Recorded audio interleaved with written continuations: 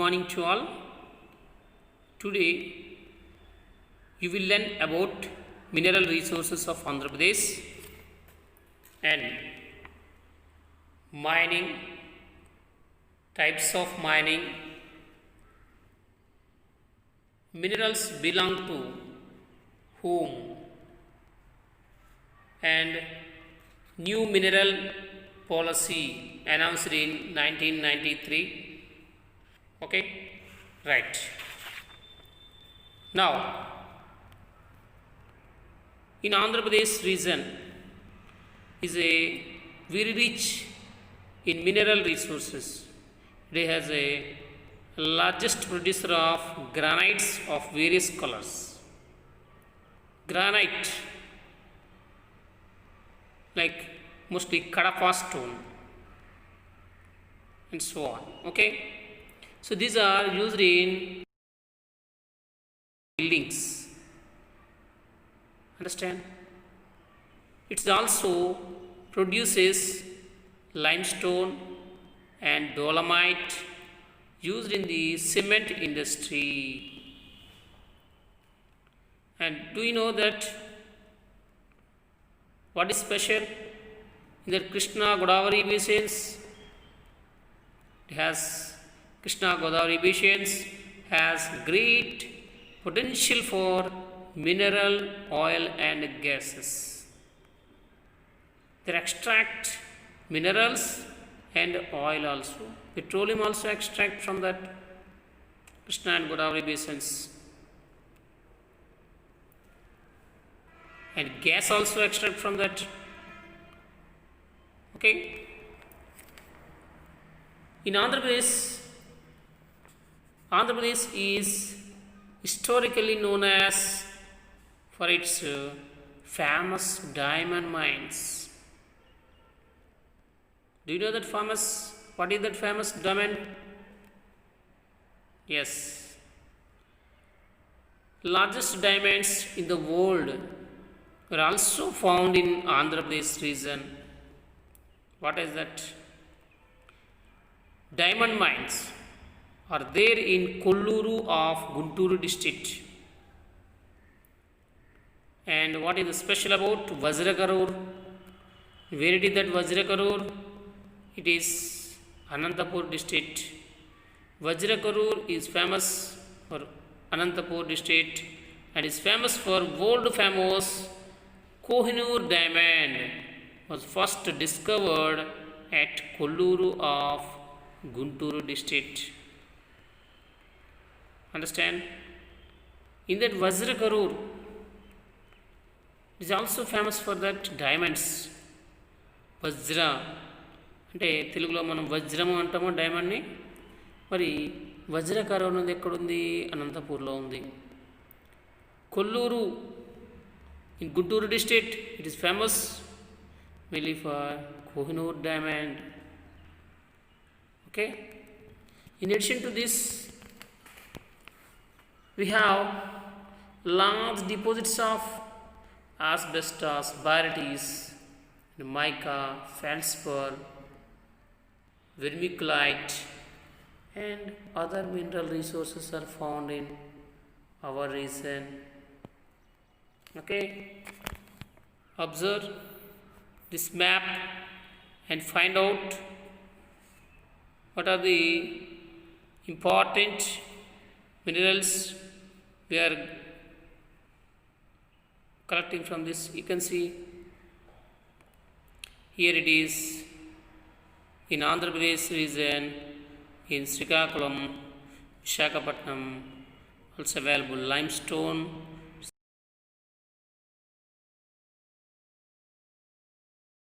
Limestone availability in which districts? Yes, it is in green in color,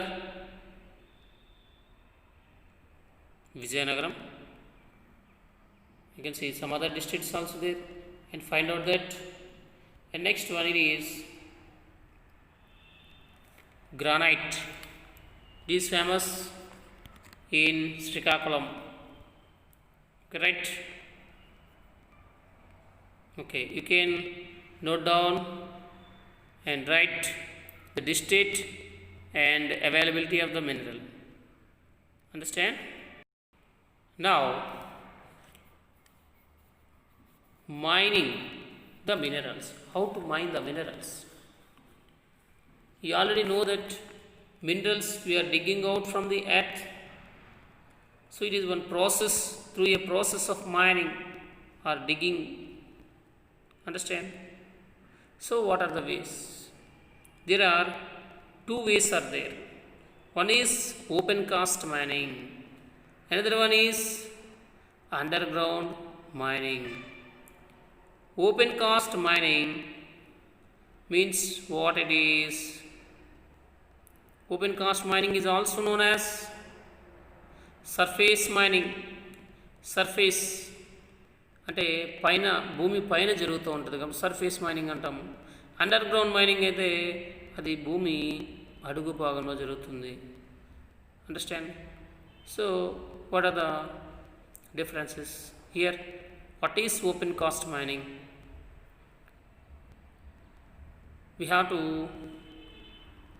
we can just make a large pit and keep extracting the minerals. Understand? So how it is? In that open cast mining, we can blast and remove granites and barytes or any other minerals. This is called open cast mining. Through missions or through we have to keep that explosion bombs. Through that we have to blast that place and remove that granites, barytes, etc. only. Okay, this is known as open cast mining or also known as surface mining. What is underground mining?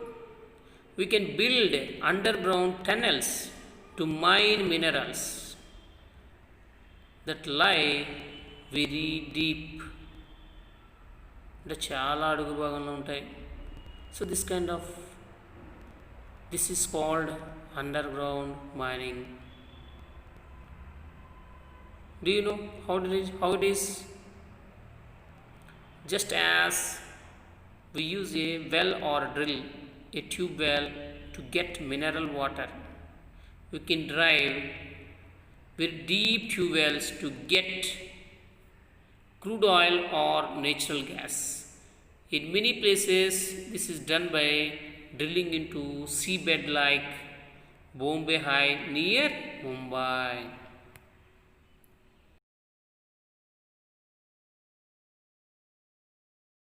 Here you can observe this picture 6.2, 6.1 and 6.3. What I observe in this? You can see open cast mining, you can see in that 6.2. Most of the mining practices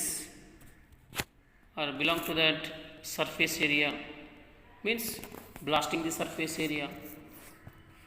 It can mean that cutting down the sometimes forests, destroying fields and habitations, and creating large pits or mounds.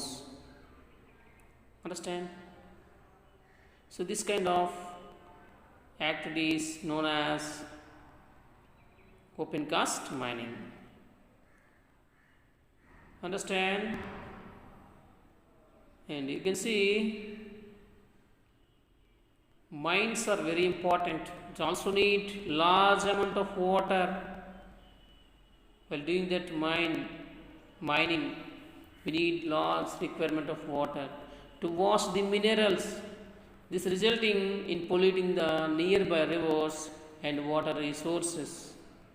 This usually means that older use of the land cannot be continued and farmers or tribal people have to leave the land. Sometimes it's not useful for the farmers or tribal people, they have to vacate the land, and water also polluted and land also polluted. It's not useful for further activities like agriculture and anything. Understand? So due to this mining,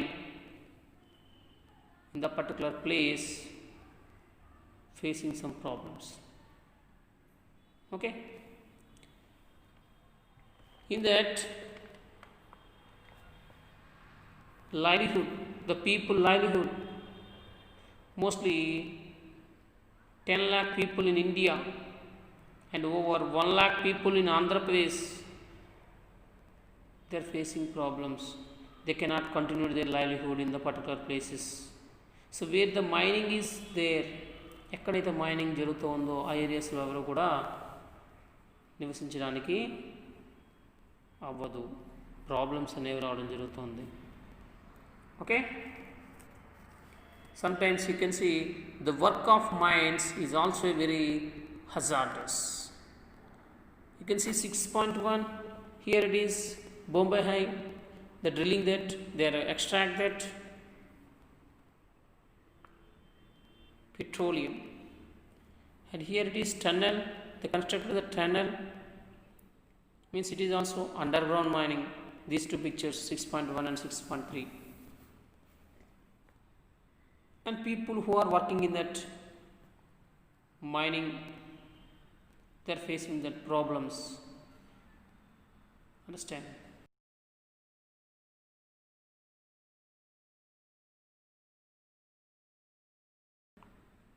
They are constantly exposed to accidents.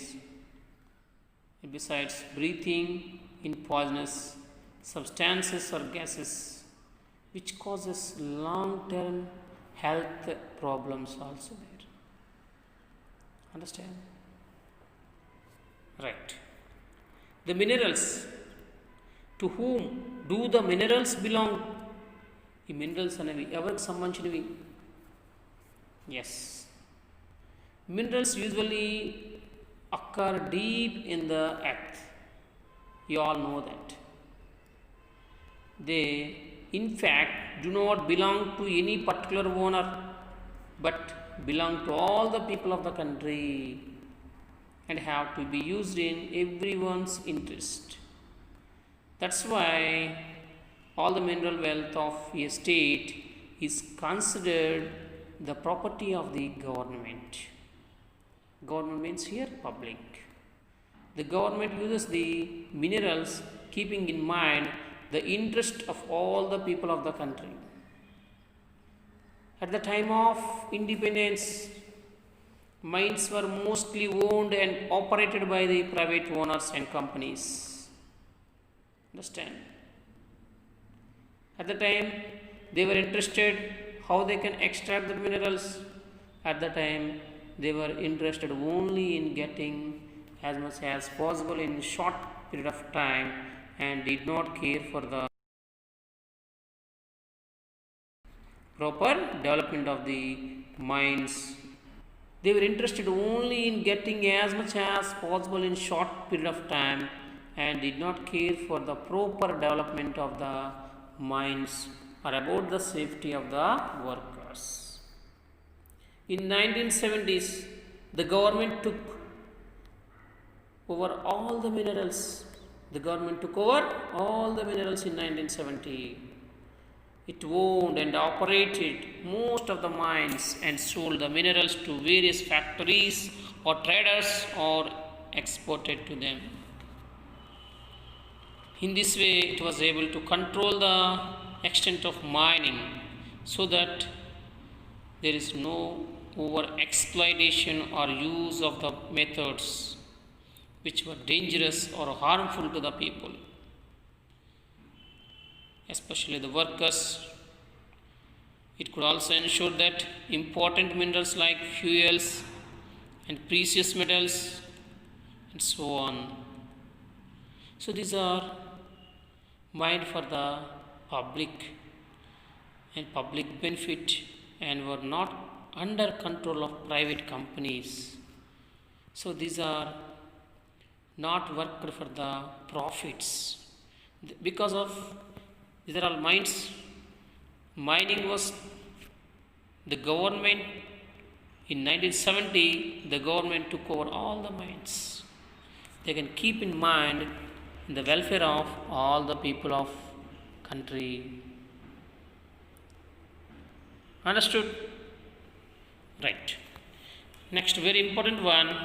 In 1993, a new national mineral policy was announced in 1993. New national mineral policy. Understand? A new national mineral policy was announced in 1993. The government allowed private companies to lease mines and operate them. The companies were to pay a royalty to the government for the minerals they extracted and sold. Royalty means here they have to pay some money because they are using the minerals. Minerals use చేస్తున్నారు కాబట్టి వాళ్ళు కొంత royalty అనేది గవర్నమెంట్కి ఇవ్వాల్సింది. Royalty means that kind of money only. Yes, in this way the government could retain regulatory and control over the mines and get income from them, and at the same time encourage private companies to invest money and bring in new technologies. However, the government continues to control mining of the all mines. However, the government continues to control mining of all minerals relating to atomic energy. Do you know that atomic energy? Yes. Atomic means they can generate electricity also, atomic energy. Okay. As a result of this policy, there has been a boom in mining during the last 20 years. There has been a major increase in the number of mines, the minerals mined, and the employment in the mining sector. Means most of the people are working in the mines. Okay. And there has also been uncontrolled mining by the private companies at the same time because they did not use the rules and regulations. Understand? They deviate the rules. Okay, and they did not observe that environment and safety measures. Excess mining means that more quantity is mined than is sustainable on a long term. It also means that the minerals are taken away by companies without paying royalty to the government. Thus, the people to whom the minerals really belong to do not get anything. Actually, that minerals all belong to the public, means the government. People don't get anything. Simply, they are giving to the private owners. They did not care for the welfare of the people. అంటే welfare అనేది చూడకుండా వాళ్ళు ఇష్టం వచ్చినట్టుగా వాళ్ళు work అనేది చేయడం జరుగుతుంది. It can also be environmentally very harmful. Understand? It is, for example, when more sand is mined from the river beds, it can affect the flow of the rivers, causing flooding the nearby areas and early drying up.